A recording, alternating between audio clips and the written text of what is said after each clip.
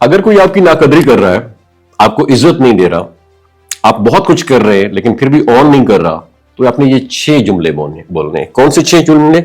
ये एंड तक आपने वीडियो को देखना है। कभी कभी जिंदगी में ऐसे लोग मिल जाते हैं जो हमें नजरअंदाज करते हैं, जैसे हम वाकई अहमियत ही ना रखते हों। हम उनकी बातों की कदर करते हैं, उनके जज्बात का ख्याल रखते हैं, उनकी गलतियों को मुआफ करते हैं, मगर जब बात हमारी आती है तो वो खामोश हो जाते हैं या सिर्फ तनकीद करते हैं। ये लोग बज़ाहिर बहुत पुरकशिश ज़हीन और बाएतमाद लग सकते हैं, लेकिन अंदर से वो खाली होते हैं। उनकी ख्वाहिश सिर्फ एक चीज की होती है, तारीफ, तवज्जो और कंट्रोल। ऐसे लोगों को नार्सिसिस्ट कहा जाता है, नरगिसियत पसंद कहा जाता है। वो सिर्फ अपनी जात से मोहब्बत करते हैं और दूसरों को अपने मकसद के लिए इस्तेमाल करने इसमें बिल्कुल भी नहीं हिचकिचाते हैं। लेकिन अब वक्त आ गया है हम उनके असर से आजाद हों। यहां वो 6 जुमले मैं आपके साथ शेयर करूंगा जो आप बोलकर ना सिर्फ अपनी खुदी का ऐलान करेंगे बल्कि उनकी ताकत के हथियार भी बेअसर हो जाएंगे। मैं तुम्हारी राय का एहतराम करता हूं लेकिन अपनी हकीकत को मैं खुद जानता हूं। ये पहला जुमला है।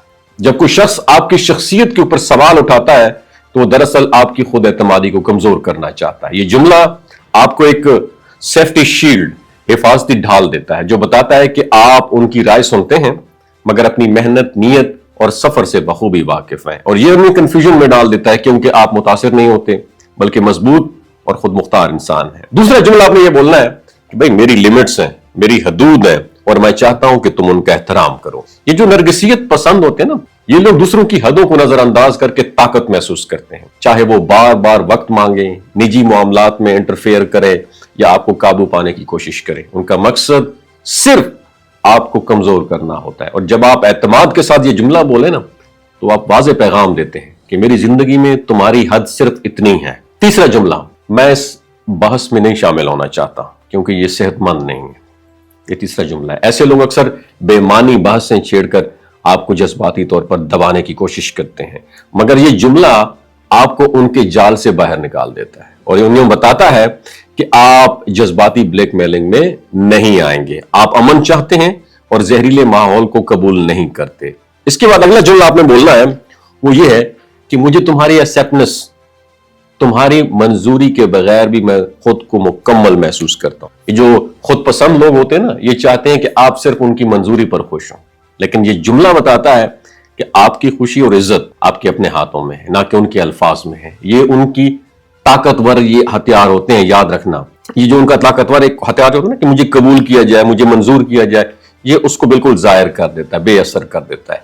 अगला जुमला आपने बोलना है, तुम्हारी बात मेरे जज्बात को तकलीफ दे रही है। ये जो नार्सिसिस्ट होते हैं ना, ये अक्सर दूसरों के जज्बात को नजरअंदाज कर देते हैं क्योंकि वो तवक्को करते हैं कि आप खामोश रहेंगे। वो जुमला जो मैंने आपके लिए बोला, ये एक आईना है जो उन्हें उनके इंसानी एहसास को समझने पर मजबूर कर देता है या कम से कम नुकसान ना पहुंचाने की रिस्पॉन्सिबिलिटी ले देता है। उसके बाद जुमला बोलना है, मैं वही करता हूं जो मेरे लिए बेहतर है, चाहे तुम्हें पसंद आए या ना आए।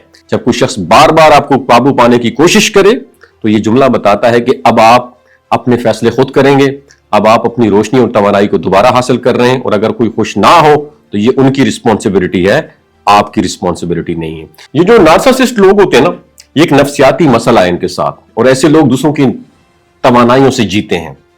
अगर आपने उनके रवैये को समझकर इन 6 जुमलों को अपनी ढाल बनाया तो ना सिर्फ आप महफूज रहेंगे बल्कि अपनी शख्सियत को मजीद मजबूत करेंगे। अपनी कदर पहचानिए क्योंकि जब आप खुद अपनी इज्जत करेंगे ना तभी दुनिया आपकी इज्जत करेगी। अपना ख्याल रखिएगा। अल्लाह हाफिज।